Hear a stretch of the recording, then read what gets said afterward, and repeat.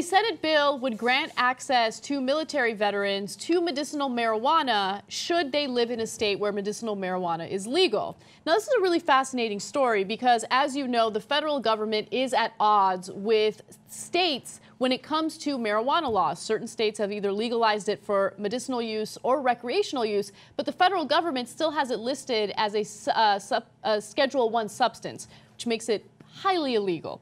So when our military vets are home and let's say they're dealing with some serious medical illnesses that could be remedied by marijuana, they're actually unable to get it if they go to a military doctor or if they go to the VA, right? Because the federal government doesn't recognize it as a legal substance. So the Senate is saying, no, we got to change that because if they live in a state where it's legal, they should have access to it. So let me give you more details.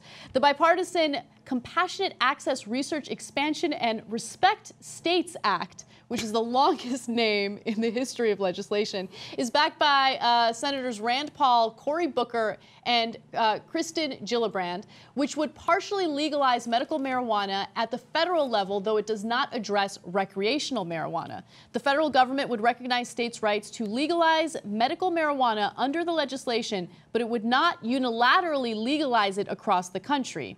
So again, doctors at the Department of Veteran Affairs are currently prohibited from giving this drug to the vets, but in this case, they would be allowed to do it. So some of you might wonder, well, if you were a vet, why don't you just go to some other doctor and get the prescription that way? You could do that, but a lot of vets don't have the money to do that, so they have to go to the VA for their medical treatment.